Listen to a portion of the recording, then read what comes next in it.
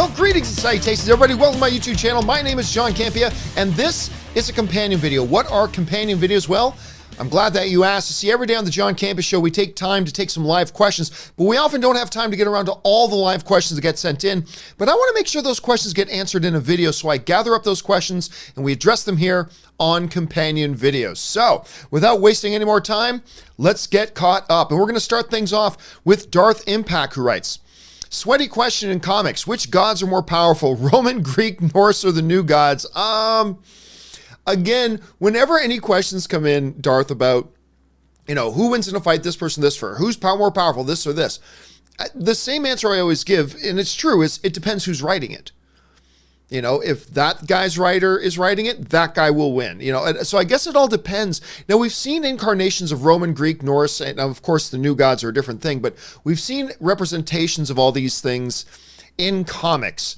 The Greek gods are always portrayed as, I'm just going to take a wild stab here, Darth, and I'm going to say Greek gods for now. Okay, Jeff Crow writes, Bill and Ted, best duo of the 80s, that's debatable. And Wayne and Garth, best duo of the 90s, that's also debatable. Or do you have a better pair for each decade? Oh gosh, I don't know, Jeff. I wouldn't say Bill and Ted or Wayne and Garth are the best of their respective, best duos of their respective eras. But 80s and 90s, I would have to sit down and go through a list and think about it. I can't give any off the top of my head, but I mean, don't get me wrong, I like Bill and Ted, and I obviously love Wayne and Garth, but best duos? No, I don't even probably think they'd be in my top 5, their respective eras. But again, I would need to sit down and go through some kind of list. Interesting that you brought those ones up though, Jeff. All right, Dim-Sum05 writes, that does make it terrifying to purchase tickets, though, because they sell so fast. Infinity War tickets for the 7 p.m. showing sold out in 10 minutes. Oh, I know. Yeah, because here's the thing. There are movies that a lot of people will want to see. And then there are those types of movies that everybody wants to see opening weekend. You know what I mean? Avengers Endgame is one of those movies that everybody who wants to see it opening weekend. And you're going to get, and then multiple repeat viewings after that. It's going to make getting tickets, when they do go on sale, it's going to make getting those tickets a little challenging. It is going to make it a little bit challenging, because if you're not on the ball, you're not seeing it opening night.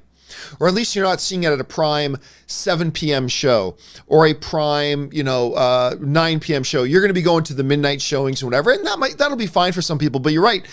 Movies like this is becoming more and more difficult to get into them opening night, because as advanced ticket sales become more popular, like it seems like every month we're getting a new record of this and a new record of that of advanced ticket sales. Well, that's because more and more people are getting turned on to advanced ticket sales using their apps or Fandango or A-List or whatever to buy them. And that is good, but one of the challenging things is, we still only have a limited number of theater seats. And so it's becoming more and more of a bit of a challenge to get those seats for opening night if you're not right on the ball, because more and more people are buying their tickets that way now. So it's becoming a bit of a challenge. It's a good thing. It's a good problem to have. First world problems, man. First world problems. All right, Haskell420 writes, hi, all. We're used to 3 MCU movies a year. Well, only recently. I mean, just a couple years ago, we were getting 2 a year. But anyway, we're used to 3 MCU movies a year.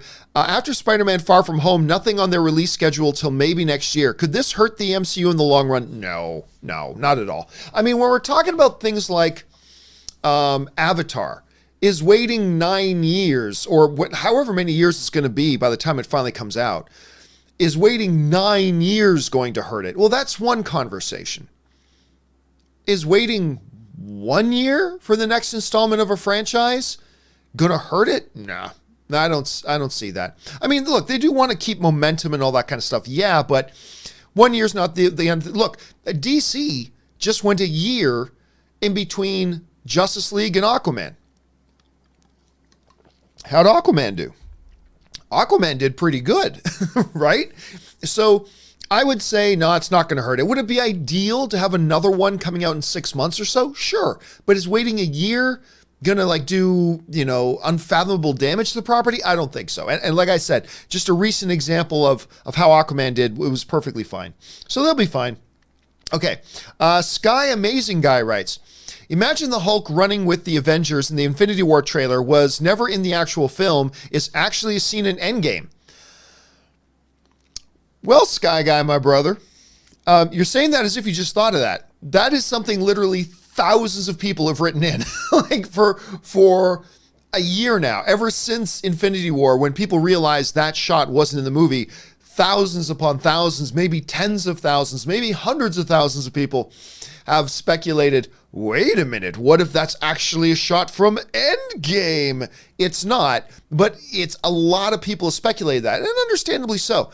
But no, the Russos have said that was just something they put together for the trailer. They've acknowledged that they made some misdirect stuff specifically for their trailers. They were not shooting Endgame while they were shooting Infinity War. They shot back to back, but they were not shooting concurrently or at the same time. So yeah, the Russo brothers have already pretty much confirmed that. But hey, man, you're not alone. Many other people. You're not crazy for having that theory. Many other people have had that theory as well. And it was something to consider until the Russos kind of shot it down.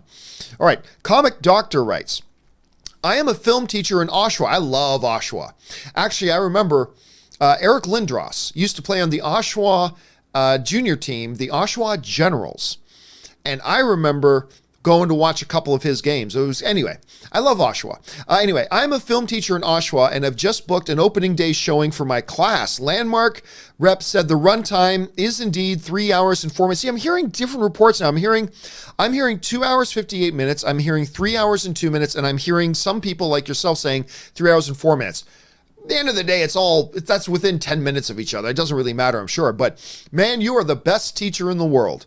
I wish my teacher was taking us to go see movies like that when I was in school. But that is a great thing. What a great day out. And were you already able to book tickets? You couldn't have booked tickets. Maybe you just booked the time, but just be sure you're going to be able to get those tickets because I don't think they're on sale yet. But I hope you can, and that's awesome of you to do for your class. Okay. Volo Damir, Usov writes, hey, John, love the show. Thank you so much. What do you think of a platform where fans could fund the movie, approve the script, approve casting by voting? Oh, that's a horrible idea. Horrible idea. In filmmaking, by committee is never a good idea. By committee, and especially if you're talking about a committee of thousands. And then what happens? Look, fans are fickle things, right? We as fans are fickle people. So what's going to happen? Somebody says, yeah, I'm going to help fund this movie. I'm going to put in $100. Oh, the vote didn't go my way on a script issue? Forget that. Pull their funding. There are so many ways something like that could just dissolve and disintegrate. The mob, as we are, the mob is never the best way to make decisions. The mob is never the best way to make decisions. There's a reason we're not famous filmmakers. So no, I do not think that could work at all. I think it would be very, very fickle, and I don't think you'd end up with a very good result. So I mean, it's imaginative. That's an imaginative thing to come up with. It's really a kind of a cool concept. But I honestly, just my opinion, I don't think something like that could work or even work in the least. But it's an imaginative concept. I'm surprised I've never heard anybody bring an idea like that up before. I mean, maybe others have. I'm just saying, I don't recall hearing an idea like that before. So it's intriguing, but way too many pitfalls. I don't think something like that could work. Anyway, SWRV writes, how much closure does Endgame have to have for you to be great, John and Robert? Should this movie answer all your questions over the past 10 years? No. I mean, if they do, fine. Do they need to do that? Nope. They don't need to do it. Infinity War was great. Did it answer all the questions of 10 years? Nope. It had a definitive ending. The bad guy won. And I never felt like it doesn't have to have a lot of closure. Look, we can go into it and say symbolically, this is the closing chapter, the bookend of the first 3 phases of the MCU. And okay, we can do that. We can say that. But the reality is, it's just the next, ultimately at the end of the day, it's just the next movie in the MCU. And there's one coming after that. Spider-Man Far From Home.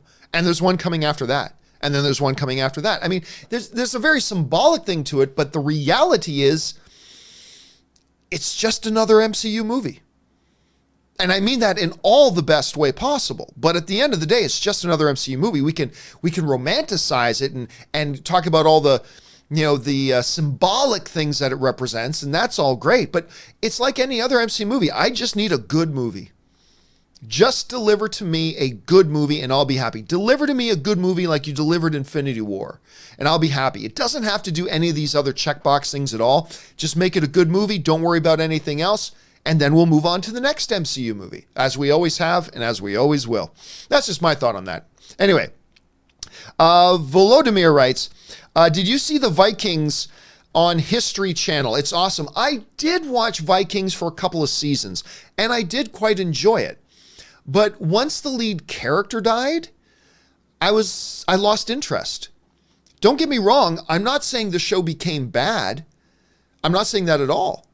But once the lead character died, I just inside my head, something snapped in my head or a switch went off in my head that was like, not interested anymore. And I checked out of the show. And I remember trying to watch one episode afterwards, and I couldn't even tell you if the episode was good or bad, but it was like, Ragnar isn't here. Meh. And I turned it off, and I moved on. So the rest of the series might be great, but once Ragnar died, so did my interest in the show. That's neither fair nor unfair. That's just the way it was. But I did like it a lot right up until that point. All right. Aaron Strelinsky writes, wanted to show some love to the show, watch every day and appreciate what you provide to the community. Can you give a shout out to Utah Stevens? He has a big weekend ahead and I know he's watching too. Well, thank you so much for that, Aaron. That's really considerate of you and also considerate for Utah Stevens. So shout out to Utah Stevens and the big weekend ahead. So thanks a lot for that, Aaron, man. I appreciate that. All right.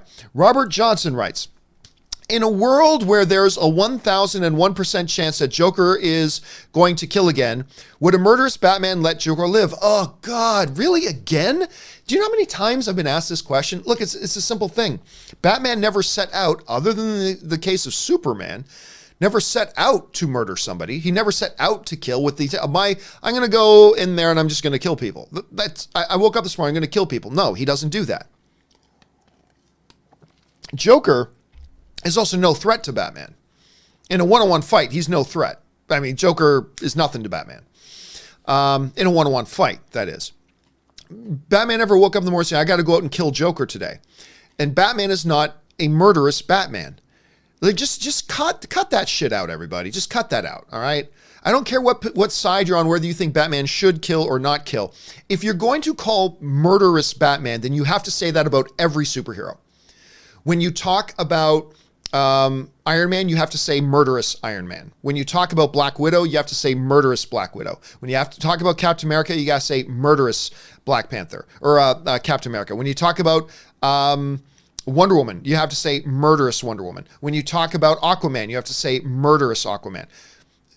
Batman in the movies, in the midst of combat, in the interest of self-defense, if he needs to kill somebody, he'll kill them.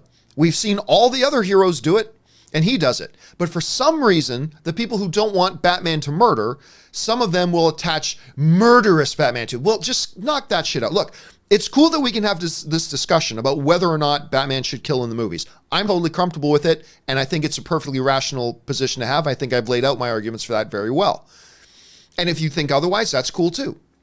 But stop with this nonsense of attaching murderer Batman or murderous Batman or, murder Batman, whatever you want to. Just cut that out unless you're going to do that with every single superhero on screen, because every single superhero does. So knock that crap off. Now, as far as this whole old thing about, well, why did he let Joker? Because he's never been in a combat situation with Joker where it was life or death and it's either I die or I got to kill the Joker. He hasn't been in that yet, at least not according to the movies. So in that sense, that's why. And that is the 1001st time I've answered that exact same question. But anyway, and again, let me be clear. If you don't like Batman, like every other superhero, being okay with taking life in the movies, that's cool. I'm just taking issue with this BS approach of attaching murderous Batman when you don't say that about every other superhero. So either start saying murderous Aquaman and murderous Captain America, and either start doing that or lay off it with Batman, because it's just a cheap, ineffectual attempt to make an argument, and it's a really piss poor one at that. So that's all I'm saying. I'm not saying it's piss poor to not have the opinion that he should kill. That's fine. We can have that discussion. But leave that other nonsense out of here. That's not helping the conversation at all. Anyway, Robert follows up with, also, even if we use your logic about only killing when there is an imminent threat, do you think the Joker would ever surrender quietly? There's a difference, though. Like, I can go up and have a fight against, Brock Lesnar, right? Brock Lesnar poses an imminent threat to my life. Brock Lesnar would kill me. And if it's a life or death situation, that's one thing. But if there's some guy named Eddie, and Eddie's like 5'4", 5'5", maybe 110 pounds, never like even thought about swatting a fly, let alone ever thrown a punch, well, that guy's not a physical threat to me, right? I can subdue him, no problem. Like that's no problem. There's no issue. 15 Eddies all at once, that becomes a problem. But one Eddie on his own, not a problem for me. Again, no, Joker, it's not about Joker surrendering quietly, but in the movies, we have not seen Batman in a scenario where he's been in a one-on-one combat situation with Joker. I'm just saying that Joker poses no threat to Batman. So that's probably not the scenario he's been. Maybe he gets away, but he doesn't kill guys just so they don't get away. So there's that. Something to keep in mind. Giovan Seek writes, has Thor's hair loss made him a worse fighter? Since cut, he's got a little bit of Samson going on. Since the cut, he can't defeat Hela or Thanos. Pre-haircut, he ate ice giants and Chitauri for breakfast.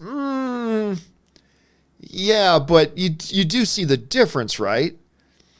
The difference, though, Giovan, is that same situation of me. Before the haircut, I had no problem taking little 110-pound Eddie, but after my haircut, I couldn't take Brock Lesnar. What's up with that? Was it the haircut? No, it was a major step up in competition. Hela was so powerful that she was able to take Mjolnir and destroy it by crushing it in one hand. Hela was so powerful that Thor, with Hulk, with Valkyrie, with Loki, knew they were no match for her. And the only way to stop her was to summon Surtur and throw his crown in the fire, get big giant him to come up and destroy Asgard. That was the only way to stop her. The haircut had nothing to do with that. Also, a Chitauri cannon fodder henchman as opposed to trying to fight Thanos. That's a step up in competition. So I would suggest, Giovan, that no, it wasn't having anything to do with the haircut. It was most likely a step up in the competition, not the haircut. All right. Murray Reich writes, I was trying to do your suggestion for my popcorn in theater by using a straw, and I kept getting hot butter on my fingers despite positioning it straight. You know, that's happened to me once or twice. That's happened to me. You got to really know how to fit the nozzle or the top of the straw over the nozzle and do it securely. And it also, I guess, would depend, too, on the size of straw that your movie theater provides. The bigger the straw, the easier. For those who know always talking about, Murray, I have this butter technique because, to me, popcorn is just a butter delivery device. So what I do is I put the straw up to the end of the butter dispenser. And then I put the other end of the straw down near the bottom of the bag of the popcorn. And I hit the button with my thumb. And as the butter's dispensing, I move the popcorn bag around, right? And I lower the bag so that butter goes throughout the whole bag of popcorn instead of just on the top, right? See? No off position on the genius switch. Anyway, and that's how I do it. But yeah, if you're not careful, you don't seal that right at the top, butter can come streaming down over your hands. It is messy. It's happened to me too, Murray. Practice makes perfect, dude. Don't let that discourage you. All right. And kudos for trying it out. All right. Robert Johnson writes, also, driving with kryptonite posed no threat. Batman killed because it was more expedient than breaking into LexCorp, which he did. No, Batman killed because those dudes were also trying to kill him. Batman is not an immortal. A lot of people who make these arguments forget Batman is a mortal man. One bullet and he's dead. One bullet in the right place and he's dead. So no, that was a very different situation, Robert. But I admire your persistency in trying to make this argument. Raymond Verada writes, X-Men and Fantastic Four before Gambit. Why? Why? No, seriously, why? Why is there any importance to that at all? Why does which order they come in matter in the least, Raymond? Who cares? I mean, we got Ant-Man before Black Panther. Does that mean Ant-Man's more important than Black Panther? No. We got Ant-Man before Captain Marvel, who according to Kevin Feige is going to kind of be leading the MCU in a way going into the future. Does that mean Ant-Man was more important than Captain Marvel? No. No, I'm not saying it's necessary for them to do, I'm not saying the opposite. I'm not saying it's necessary for them to do Gambit first. I'm not saying that, but there's also no real reason that X-Men must come first or that Fantastic Four must come first. I mean, if in some ways an X-Men does because Gambit is an offshoot of the X-Men, you want to establish that world first. You at least have to establish the whole thing about, Robert and I talked about this on the show this morning.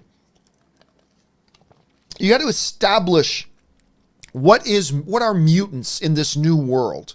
In this new MCU, what are mutants? And what's the deal with mutants? What's the deal with mutants, right? You got to establish that. An X-Men film is the best way to do that. Fantastic Four, completely irrelevant. Completely irrelevant. So no, it's fine. Just one film coming before another, it means nothing. So hey, if you're ready to go on a Gambit film, go on a Gambit film. Because I got a feeling they're not going to be ready to go on a Fantastic Four film for a while. They've been waiting to get moving on a Gambit film for a long time. So if you can lay your groundwork with an X-Men, then if it comes down between Gambit and Fantastic Four, which one's closer to being actually ready? Gambit? Great, do Gambit first. I don't see any reason not to do it that way, Raymond. And I see no problem doing it the other way either. I'm just saying I don't think there's any importance as to which order they be in, and I don't think fans should care. I really don't think we should care which comes first. It means nothing. As long as we get the movies, as long as when it's all said and done, we get those movies, who cares which comes first?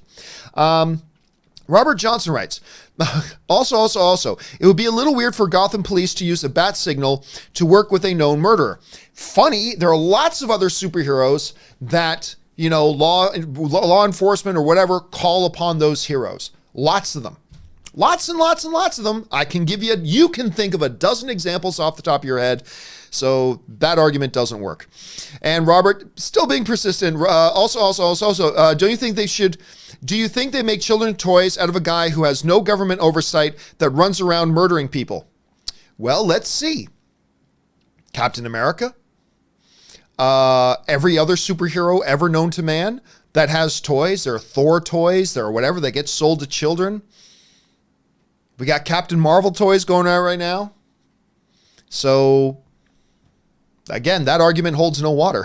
Anyway, Murray Reich writes, what do you think of a suggestion in large popcorn tubs you put a divider in to separate butter and non-butter because my friend doesn't like butter? Well, there's a couple of options here, Murray, and I love popcorn questions. I don't know why. I love popcorn questions. Okay, here's what I do. Your friend and you is like me and my wife, Ann. Ann doesn't like, I have no idea why, but she doesn't like butter on her popcorn. So what I do is I get with my AMC stubs, I get a large popcorn, right? And the first thing I do, then I ask for a little box. Because all you got to do is ask the concession stand for a little box, and they'll give you a box that is normally put your popcorn in and put your drinks in so you can carry it. But what I do is I get that little box, and I instantly just dump a bunch of the popcorn in the box. Makes my wife happy. She takes that box. It's all unbuttered popcorn, and she's totally happy. I take the rest and pump it up. Now, the other interesting thing here, and I don't know if they'll let you use them or not, but at AMC now, I believe you can get a gourmet popcorn where it's like caramel corn and cheddar corn.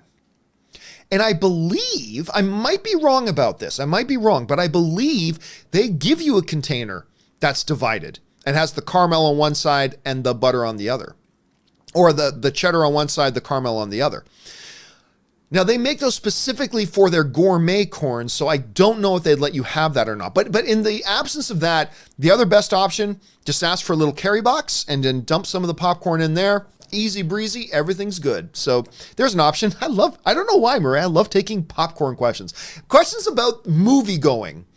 I love talking about, because I don't just love movies, I love the movie going experience. I love going to the movies, and I love talking about weird little things like, how do we divvy up the popcorn? I know it sounds stupid, but I love talking about that stuff. Okay.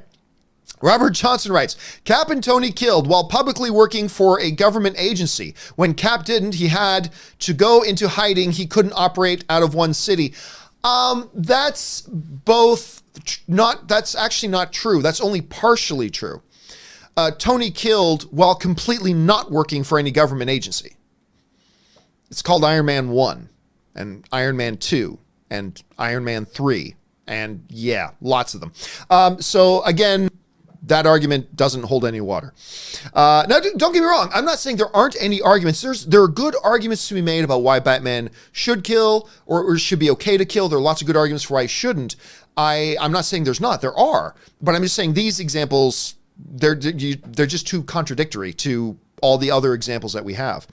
Anyway, Dan M. writes, if it's all the same to you, I'll have that drink now. Oh, that's the Loki line after he gets beaten in Avengers. Catching the Avengers fever less than a month ago. It's crazy. It's counting down. And there are still a lot of places saying there's not going to be another trailer. I still believe there's going to be a trailer. Now, that's no insider information. Nobody's told me there's going to be another trailer. That's just me speculating as a fan. But I still believe there's going to be another trailer. I think there will be. And I think that trailer will come out when they put the tickets on sale. And I think it's imminent. Could be as early as now. April 2nd is the date we all heard. That could be true. It might not be, but we'll find out soon enough. But yeah, I love that line. If it's all the same to you. It says a lot about the Loki character too. He still has a little bit of a sense of humor after being thoroughly defeated. I'll have that drink now. Anyway. Okay, Robert Johnson once again says, Superman could have knocked out Zod. Oh my God. Okay. Superman could have knocked out Zod and locked him up in the Kryptonian ship, the ship that is now a military base and can strip Kryptonians of their power. Wrong. Let me ask you something, Robert. My brother, my friend, as we're having this fun discussion. What do you think Superman was trying to do? Superman hit Zod with shots that would crack mountains in two, and Zod just kept coming back. To say, oh, Superman just could have knocked him out. Oh, really? Is that all he had to do? Gee, if only Superman had tried to knock him out. Why didn't Superman think of that? Oh, that's right. He hit him with everything he had. He hit him where he landed in MMA terms, heavy leather. Shot after shot, and he took shot after shot after shot. Well, why didn't Superman just knock him out? Oh gosh, if only Superman had thought about that. Hey, I should just knock him out. He tried. He tried. But he's dealing with a god who's been trained in combat his entire life. He was bred, genetically bred for combat. So not only did he have all the powers that Superman had, he also was a better combat fighter than Superman. And Superman had to do whatever he could do just to stay up with him. Just to stay up with him. Why didn't he knock him out? Superman just couldn't have knocked him out. Okay, genius, how? That's what I want to say to Mike, because I've had a friend who made the same thing to me, Robert. I had a friend of mine say the same thing. I said, okay, genius, you tell me how he knocks him out. Well, like he hit him with buildings, and he hit him with enormous things, and he punched him with his Kryptonian godlike fists, and nothing was phasing him. So you tell me how he knocks. And by the way, let me ask you this, which I also posed to a friend of mine. Let me ask you this.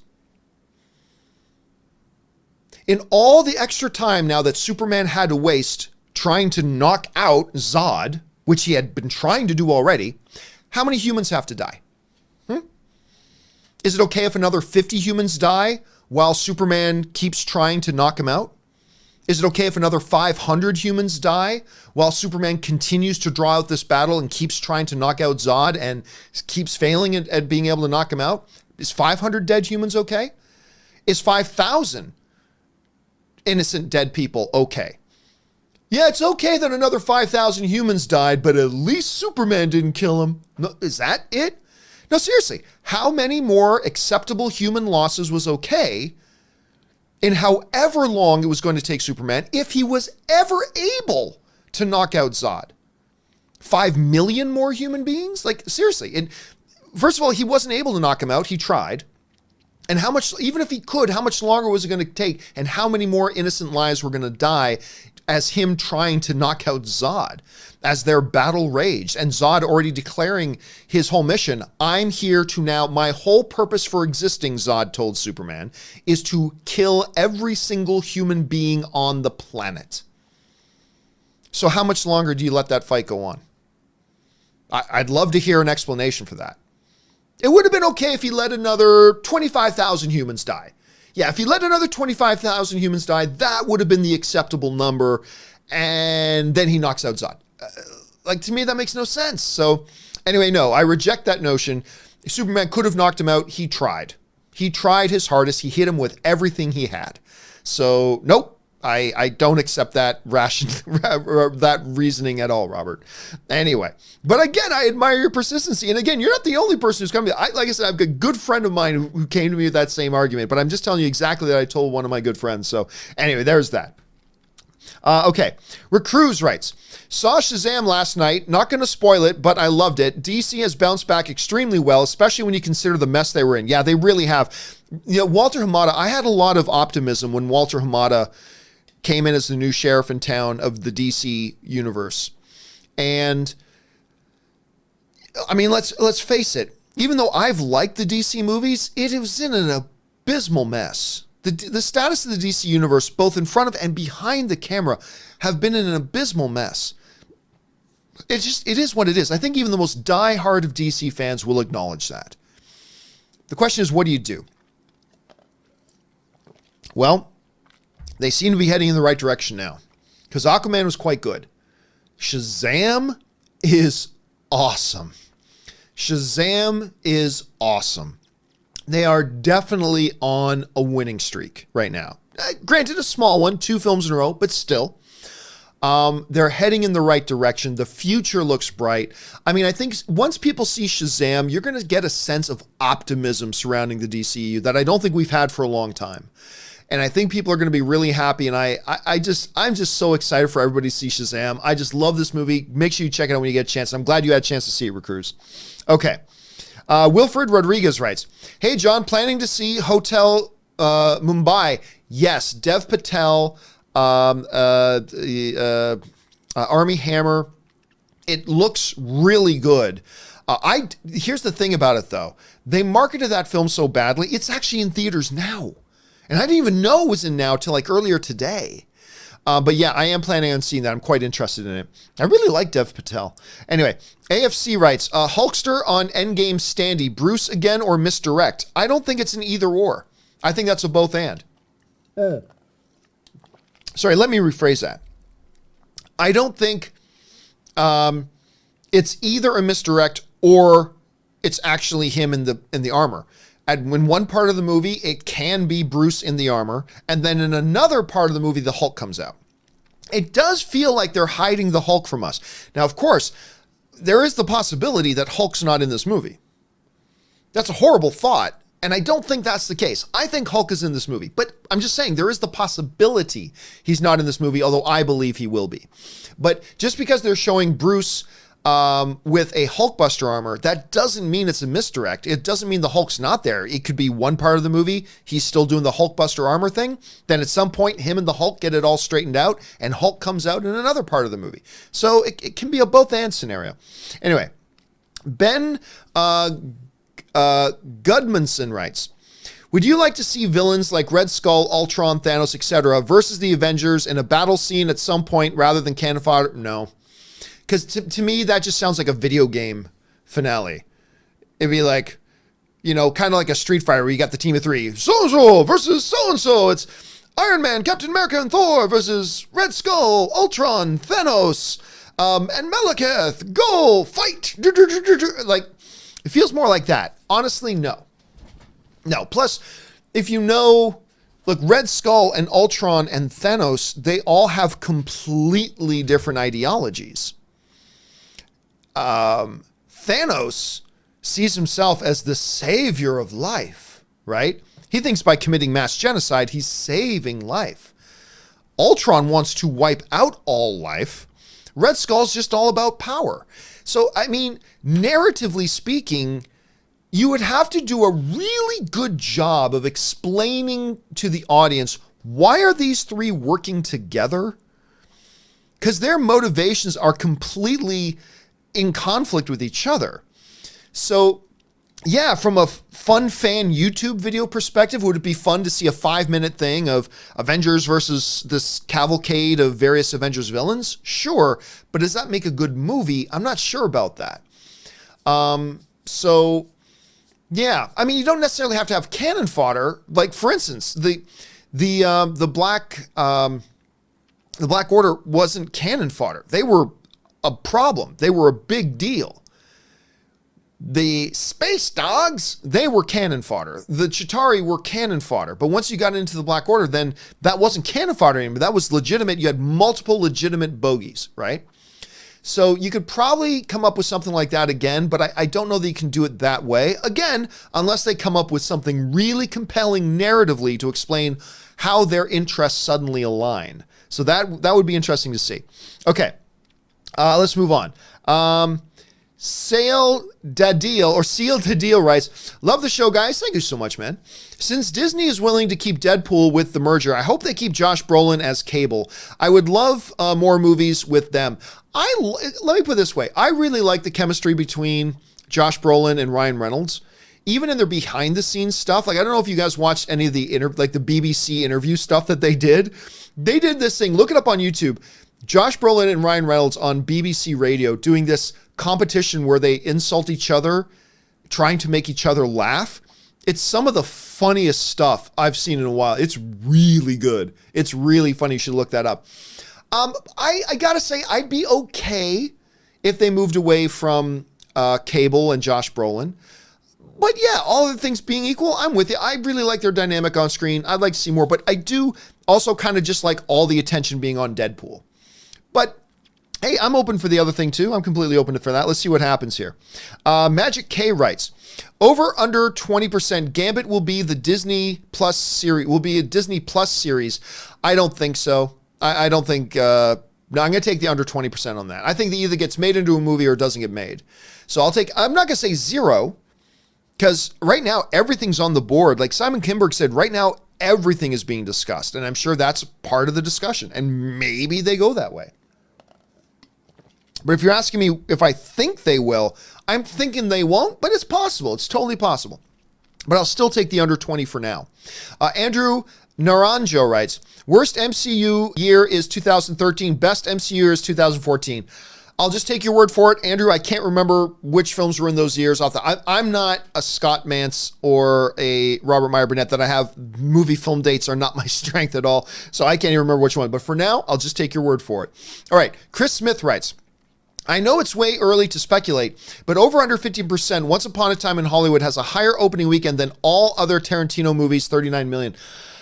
Did Django not make more than 35 million on its opening weekend? Let me check this out, because I thought Django was bigger than that, but I could be wrong here. Let me just check this.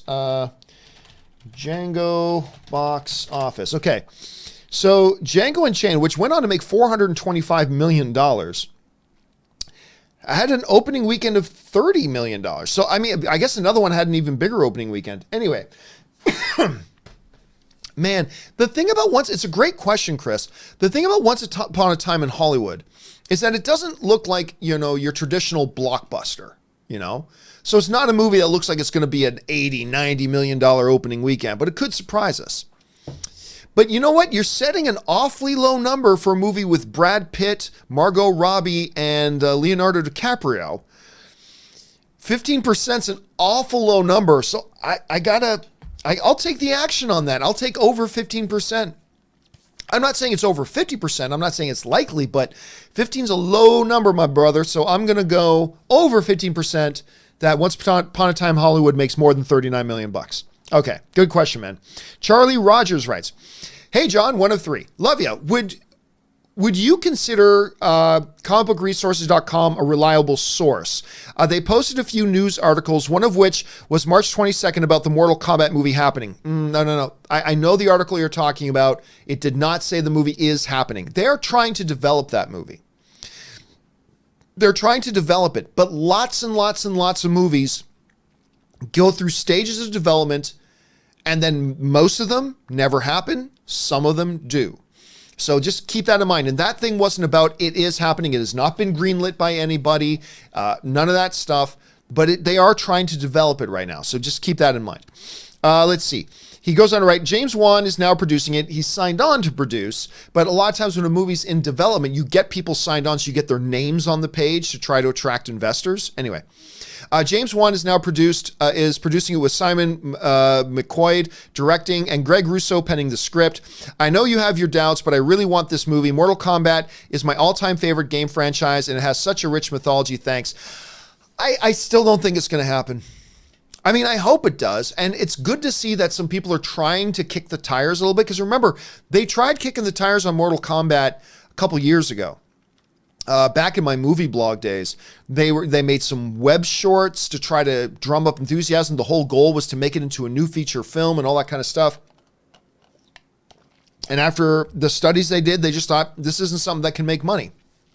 And I still don't sense a big hunger for it. So I'm going to say right now, I doubt it. I'll give it a 30% chance, which is not a great chance, but it's a legitimate chance. I mean, so it has a chance. But I'm going to say right now, it probably has about a 30% chance of ever happening. Now, eventually, Mortal Kombat will be made again. Eventually. But if we're talking about like in the next 2 to 3 to 4 years, I still have my doubts, but it's possible. It's possible. But just don't confuse a movie being in development with it's happening. Those are two different things. So just keep that in mind for now. But hey, it's got a shot. It's got a shot. I just don't think it'll happen, but I think it has a shot. Okay, thanks for that, Charlie. All right. Kevin Bennett writes, you will love Diane Guerrero as Crazy Jane Love. Okay, you're talking about the DC streaming. Why am I freezing on the name of Doom Patrol? You're talking about Doom Patrol. I said a couple of weeks ago, because I heard a bunch of you guys saying, because here's the thing, I wasn't planning on getting the DC streaming service until Swamp Thing came out. Because once Swamp Thing came out, there'd be a couple things on there that I was interested in, then I would sign up for the service. And I honestly didn't think Doom Patrol would be any good. I've heard from a lot of you guys that you're liking Doom Patrol. And then I heard Mark Shepard's in it, which has me excited. Alan Tudyk's in it, which is also exciting. And again, Diane Guerrero's in it. I got to sign up for this. So I decided a couple weeks ago I'm going to sign up for it and start watching this. I just haven't gotten around to it yet, but I'm going to get on that pretty soon. Okay. Phoenix Arising writes, hey, John, ketchup on bacon. Justice for the filthy. Well, I'll be honest. I'm not a big fan of ketchup in any regard. Now, don't get me wrong. When I go to the movies and get a hot dog, I'll put some ketchup on it. I will sometimes have ketchup on my burgers. Not that I eat burgers a lot, actually, but when I do, I'll have ketchup. And often when I have burgers, I'll have bacon on it. So I've had bacon with ketchup, if you think of it that way, because I've had bacon on the burger and ketchup on the burger. So there you go. So I would say I am tolerant of the ketchup on bacon. Tolerant of the concept of ketchup on bacon, because I've partaken of it a few times myself. All right. Kevin Bennett writes, speaking of Alan Tudyk as Mr. Nobody is unexpectedly awesome. Hey, listen, man, when it's Alan Tudyk, expect it to be awesome. I love that guy. I know almost none of you watched the NBC show Powerless that was on TV just a little while ago. It only lasted one season, which is really too bad because I thought the show was great. Alan Tudyk plays the incompetent little cousin of Bruce Wayne. His name is Van Wayne. He's hilarious in that show. Go and find Powerless and watch it. Some people who've watched it thought it was dumb. I don't know, man. I tuned into it. For whatever reason, I got what they were going for, and it totally worked for me. But anyway, Phoenix Rising writes, Ashley, what commercials have you been in? You can look up Ashley Whalen's acting reel on YouTube, I believe. So if you want to see some of the stuff she's been in, you can just go look it up there. She's been in a bunch. Let's see. Razor's Edge Frisbee writes, hey, all, love you guys. Thanks so much, Razor's Edge. John, you and Ann should watch Tea with the Dames on Hulu. I've never heard of it. It's the definition of the word delightful. I could hear Maggie Smith and Judi Dench tell stories all day. Wait a minute. Are you telling me there's a show on Hulu with Maggie Smith and Judi Dench sitting down telling stories? Really? Anne's in the other room. I had no idea such a show existed. I think even I would be into that. My wife will definitely be into that. All right. What's it called? Tea with the Dames. I am going to, as soon as I am done recording the show, I'm going to march over there, tell Anne about this show, and I'm sure for the next 48 hours, that's all she's going to be watching. So thank you for sharing that, Rage's Edge. I appreciate that. Maxtor248 writes, have you guys watched Coherence? One of my favorite sci-fi. I have not. Now, I'm familiar with the film. I might be not thinking of the right movie. It's the one where there's like a meteor and everybody starts acting weird at a dinner party and blah, blah, blah. I remember seeing a trailer for it. I've never watched it. Like, obviously, it's not a film that ever hit theaters or anything like that. But really, it's good, huh? I was aware of the film, but I've never heard anybody talk about it. I might have to check that out. All right. Anyway, thanks for that, Maxtor. All right. That Wrestling Hound writes, Godzilla/Pacific Rim crossover would be so cool. I don't know. Like, I remember a lot of people talking about that back when Pacific Rim came out. Because, it deals with kaiju and all that kind of stuff. So there was obvious comparisons to be made at the time. There were a lot of discussions around that time about Pacific Rim mixing over with Godzilla and blah, blah, blah. I don't know. I kind of like Godzilla just being Godzilla. And quite frankly, after the disaster that Pacific Rim 2 was, both quality-wise and financially, I think any thoughts of a Godzilla Pacific Rim crossover are completely gone and done. I don't think you're going to see anything Pacific Rim again. That second one was so bad. The first one barely broke even. And then they did a second one, and it was horrible. I love the first one. The first one's great. Second one was pure garbage. And nobody would just say, actually, I should look it up here. How much did Pacific Rim make? Pacific Rim, okay, so the first Pacific Rim made $411 million worldwide. Okay, $411 million worldwide. Pacific Rim Uprising, 411 went down to 290. 411 went down to 290. And only 59 million of that domestically. It had an opening weekend of $28 million. And it was terrible. So, I don't know. I don't think you're ever going to see something like that, to be honest with you, Wrestling Hound. All right. Luke Blackwell writes, John Jones versus Santos and Holm versus Nunez in July. It's a joke what they're doing with John Jones. First, he fought Smith, which Smith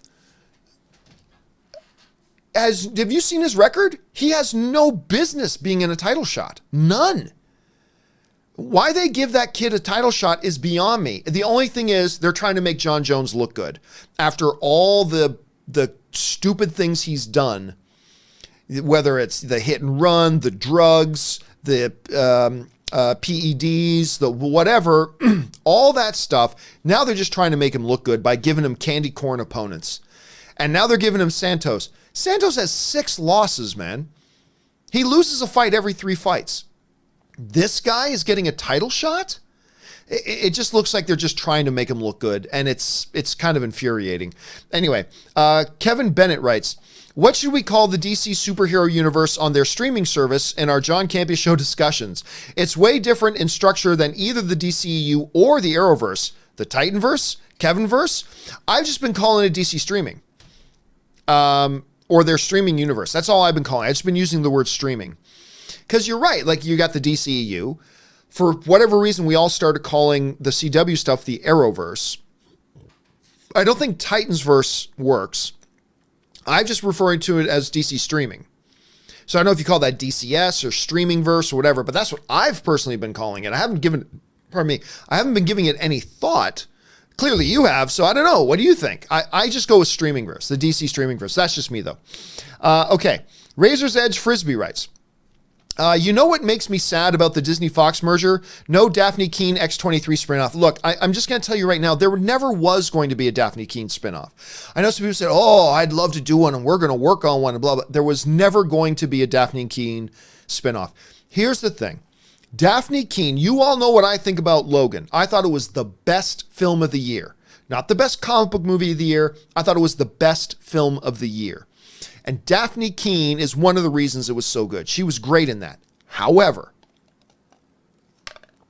and I know this is the unpopular thing to say, but I don't mind saying unpopular things.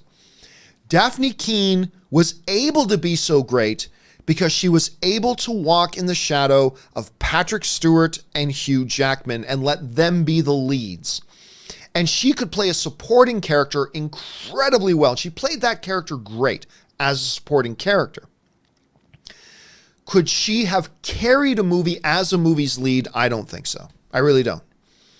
Would I have been intrigued to see it? Yeah, but I never really thought that would work. And I think that's the reason why, and I think Fox knows that.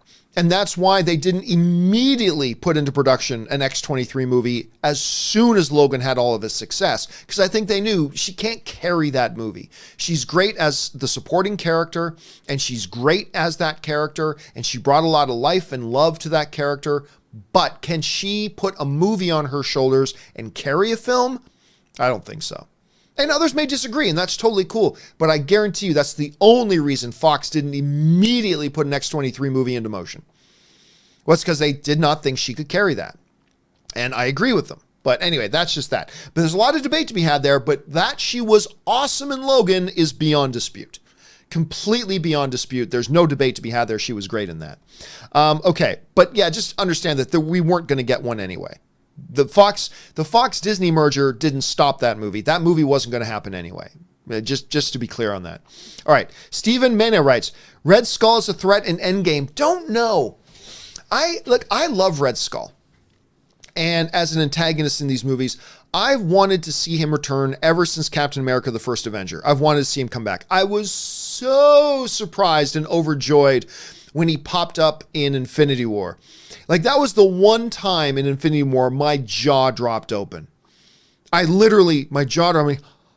And I turned to Anne, who's behind me, and said, that's Red Skull. And I was totally freaked out. I thought it was great. I don't know. I would certainly be down for him making an appearance and having a role to play, but I don't know if they'll go back to, I don't know if they'll go to that well again. But it would be kind of interesting to see if they did. All right, Assorted Musings writes, with you maybe seeing Endgame next week, and I'm not, by the way, any final predictions for how they get the heroes back using Gauntlet, time travel, reality change, other? Yeah, I'm not seeing. I thought there was going to be a chance that they were going to show it at CinemaCon in Vegas next week, and because that's where I'm going to be. Me and Robert are both going to CinemaCon in Vegas. So we're going to be doing the John Campea Show next week from my hotel room. And forget great production value or anything. It's just going to be our ugly faces on a webcam doing the show from there and talking to everybody from there. But at any rate, I think it's going to be a warping of reality. I don't think it's going to be the Gauntlet. I don't think it's going to be time travel. I think it's going to be changing reality and warping reality. Something along those lines. At least I hope it is. So that's my prediction right now, but I may change that prediction after we see another trailer or a couple of TV spots. I still got a number of weeks before I'm going to see the movie, so I reserve the right to change that guess. Assorted. Okay. Where are we at here? Razor's Edge Frisbee writes, did you hear the story details on Snyder's original idea for Justice League? Sounds like it would have been a DC fan's dream movie, but of course it depends on the execution. I thought it sounded, Razor, I've had a few other people write in about that and say, didn't this sound convoluted? And I said, yeah, it sounded really convoluted.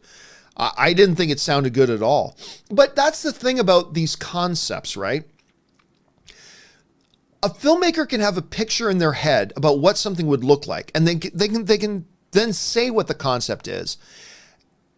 And maybe it sounds great, but it's actually terrible. And maybe it sounds convoluted and messy, but in the creator's head, they have a much better picture.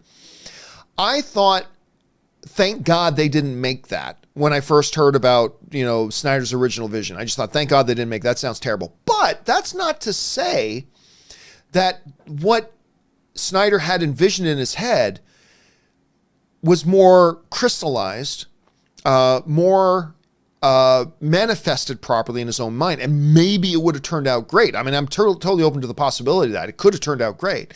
But upon the first reading of it, I got to say, I looked at it and said, well, that looks convoluted. And that looks like it's going to be a mess. And thank God they didn't make that. But who knows? Maybe it could have been infinitely better. I mean, I don't know. We'll never know. We'll never know. But I am getting tired of talking about Justice League. It's been a couple of years now. It's time to move on. It's done. It's happened. And it just seems like every couple of weeks, Zack Snyder finds a way to still keep himself in the conversation by keep talking about it. And I think it's just time for everybody to move on from it, including me. Anyway, Assorted Musings writes, do you think Disney Plus comes to Canada at launch? I do not. I hope it does. I think they should.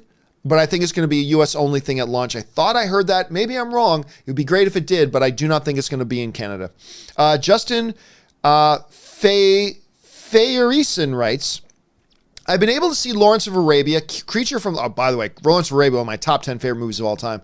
I've been able to see Lawrence of Arabia, Creature from the Black Lagoon, West Side Story, and UHF in cinema because of Alamo Drafthouse. Which classic film would you like to revisit in theaters? Those are some great ones. I love that you threw UHF in there with West Side Story and Lawrence of Arabia. That's fabulous that you did that. Man, one of the great classic films that I've never seen... A couple of them that I never... Ooh, now I'm thinking of a bunch that I've never seen on the big screen. Ben-Hur. I would love to see Ben-Hur on the big screen. Oh my God, that would be awesome. Bridge on the River Kwai, I would love to see. And Spartacus, the original Spartacus. Well, the Kirk Douglas version of Spartacus. Those are some classic films that I've never seen on the big screen that I would love to see. But again, Justin, bonus points to you just for throwing in UHF in the same sense with Lawrence of Arabia and West Side Story and Creature from the Black Lagoon. That's awesome. I love UHF. Who wants a drink from the fire hose? I love that movie. CZ Thomas 97 writes, YouTube gave me a free super chat, so here you go. That's all. Really? YouTube gives out free super chats? Did they do that? That's pretty awesome. Well, thank you for contributing to the channel with your free super chat, man. I appreciate that, CZ. Let's see. Lincoln Johnson writes, John, what were some of the challenges in writing your novel? I've got a couple of stories that I'm working on. I've hit a roadblock. Any advice? Here's my number one piece of advice that I give to anybody trying to write a script, novel, anything. All right. Here's my best advice I can give you. A friend of mine once told me that you can't steer a parked car. Think about that. You can't steer a parked car. You can turn the wheel all you want, but you're not changing direction because you're parked. You have to at least get a car moving if you're going to try to steer it.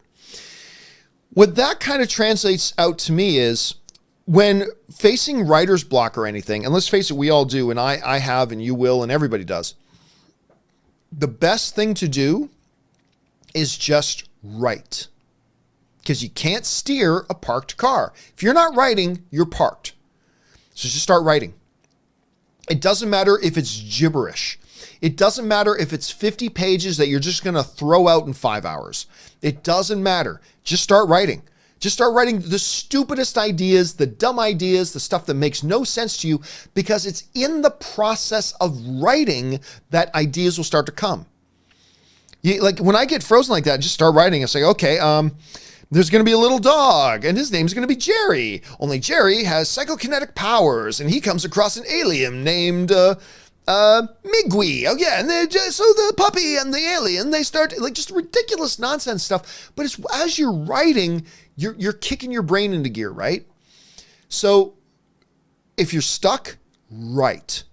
Write anything, write nonsense, write gibberish, because then you can start to steer, because you can't steer a parked car. And as long as you're not writing, you're parked. So anyway, that's the best advice I can give. I know it's worked for me. I know it's worked for a number of people. So I'd say that's the number one thing you can try. Okay, hopefully, I hope that's helpful, Lincoln. Okay, P56 writes, hey, John, my local theater posted a time for Avengers Endgame of 182 minutes. Has this been confirmed? Diagnosed with cancer last May. Movies and your shows is my escape. Thank you and your team for all the hard work. Well, first of all, man, thank goodness you've been diagnosed, because it would be much worse to not find out. So thank goodness you got diagnosed. I hope your doctors are putting together a treatment plan. I hope you caught it early, because I've had people in my life who have caught it early and are still with me today. As a matter of fact, my good friend Erin Cummings, who's been on my show a couple of times, you guys, she was in The Flash this season, and she was Spartacus's wife in the Spartacus show, and she's been in Blacklist and all that kind of stuff. Anyway, she got diagnosed with cancer. And she now has a podcast actually called Kappa Kappa Cancer, the sorority you never wanted to belong to. Anyway, and she's still here today, and she is, I don't think they like using the term cancer-free. I think there's another thing, but she's living triumphantly. Let me put it that way. So hopefully, man, you got that caught as well. Now, this goes back to what I was saying earlier. Like I had somebody say that my theater's confirmed that it's 3 hours and 4 minutes. Yours is confirmed it's an hour. It's 3 hours and 2. I do not think an official release has come yet.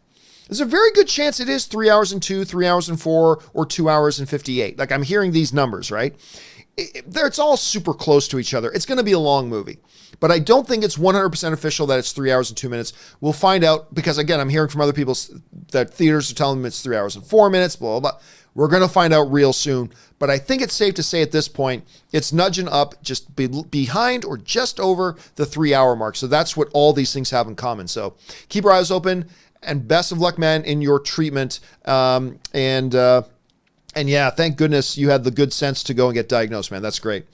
Okay, let's move on here. We move on now with, where'd it go? There it is. We move on now with Bush and Ryu Cat writes, chat, John Campea, should DCU do this? 1, Joker movie, 2, Suicide Squad 2, 3, Green Lantern reboot leads to Justice League Darkseid? No, they are completely not thinking about team ups and Justice League and shared universe stuff right now. That is just not where their head's at. They have a lot more rehabilitating to do before doing another Justice League thing. And they're not, like we've heard from many Warner Brothers execs at this point, we're not even thinking shared universes. We're not even thinking team ups. We're not even thinking that right now. Right now, we're just committed to getting back to some basics, doing some individual standalone films, and they're having success at that. Joker is kind of outside of all of that. So yeah, no, I don't think, I think they should keep going, keep rehabilitating the image, all that kind of stuff, and worry about Justice League down the road, maybe in 3 or 4 years. But I don't think that's the best thing for them to do right now. That's just my opinion. What they're doing right now is working. Keep doing what's working. Do that for a couple more years.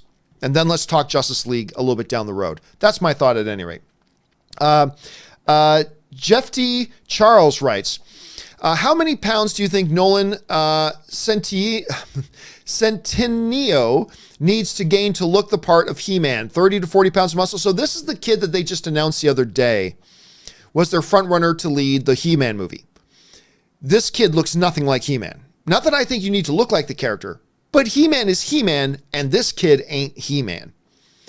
Now, I have a couple of theories. Theory number 1, he's playing Prince Adam, and they're going to actually have him physically change appearance when he changes into He-Man. They'll get somebody else to be the embodiment of He-Man while he plays Prince Adam. That's one theory, and that works perfectly well. The other theory is they're going to try to bulk this kid up. This isn't like Chris Evans, who was already a very naturally big guy, putting on like 10, 15 pounds of solid muscle to look like Captain America. 30 to 40 pounds of muscle? That's a long process. Putting on 30 to 40 pounds of muscle is a long process. But I would say it's around there, unless they're totally going to redefine what He-Man looks like. If they're going for a leaner, skinnier He-Man, and hey, maybe that can work. But to get close to what our understanding of He-Man is, yeah, we're probably talking 30 to 40 pounds. And that ain't easy, man. That is not easy. Okay. John Jordan writes, thank you for all your devotion to movies and the movie fandom. It's wonderful to see such a genuine person / people doing what they love, and the passion is obvious. Well, thanks so much. And you know, the only reason I get to do this is because we have a great fan community. We have a great movie fan community, and I love being a part of it. I love that every day I get to get up and engage with the film fan community. I love the fact that every day I have tens of thousands of people that I can jump in and talk movies with and share my enthusiasm with, or share my anger with, or share my optimism with, or share my what the theories with, share my, all that kind of stuff. I just love that I get to be a part of this. And so thank you, John, for being part of a community that allows me to do that. I appreciate that very much. Okay. Let's see here. McKinley Woodson writes, First time sending a chat. Well, thank you so much, McKinley. Thank you for pouring your heart and soul into the content you provide. I love Shazam. I cannot wait to see it again. Dude, me too. I said on a previous video too, the only bad thing about coming out of Shazam when I went to go see it last Saturday was the frustrating knowledge that I can't turn around and go in and watch it again. I got to wait 2 weeks till I can see it again. Now, I got another press screening invite to go watch it again early, but I'm going to be in Vegas at CinemaCon, so I can't go to, so I got to wait till like, not this coming Friday, but next Friday to go to the theater to watch it again, which is frustrating because I get back Friday morning from CinemaCon. So I'm totally frustrated. I cannot wait to see it again, and I cannot wait for more of you guys to watch it. I'm glad you enjoyed it, McKinley, because I really did too. Thanks a lot for that. All right, McKinley follows up. Do you think Shazam will win the box office weekend when it comes out? Oh, I don't see how it wouldn't. I can't imagine that it wouldn't, because let me just double check here to see what it's opening against. Okay, so it's opening against Pet Sematary. Now, Pet Sematary is tracking pretty good, but I gotta believe, see, they're right now forecasting Shazam to open at 45. Nonsense. I think it's going to be much bigger than that. Dumbo is not in it. Dumbo's going to be in its second week, so Dumbo's not going to beat it in its second week.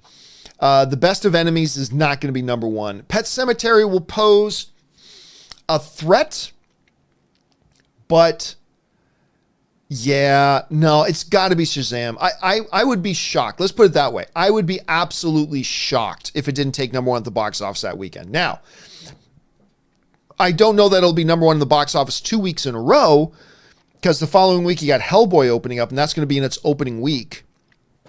But yeah, I will be shocked if Shazam isn't number one. I might be wrong, but I really do think it's going to be number one. Okay, Christopher Velez writes, just wanted to support the show a little. Thank you so much, Christopher. I appreciate that, man. Thanks for being here. I like that a lot. All right, C-Spice writes, it's my birthday, John. Happy birthday, C-Spice. I hope you had a great one, dude. Officially upping my Patreon pledge today. Thank you very much. You know, I don't talk a lot. I don't pump and promote the Patreon page a lot these days, because we have such a great community of Patreon supporters.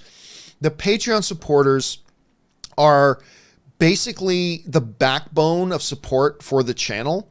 And again, you know what? Let me use C-Spice's comment there just to plug this a bit. Do me a favor. If you guys are interested and you like watching the content on this channel, do me a favor and go on over to www.patreon.com/John Campea. There you get the information about, well, first of all, what does it even mean to be a Patreon supporter? But number two, how does being a Patreon supporter keep this show and this channel alive? And also the few little perks. We have a couple of little perks for people who are Patreon supporters. And maybe you'll want to become a Patreon supporter too. If you do, awesome. If not, that's totally cool. I'm just really honored you're all here being film fans with us. So thank you for that, C-Spice. Thank you for being a Patreon supporter. And thank you a lot for upping your support level. I really appreciate that, man. Thank you for supporting this show and supporting the content that you watch. All right.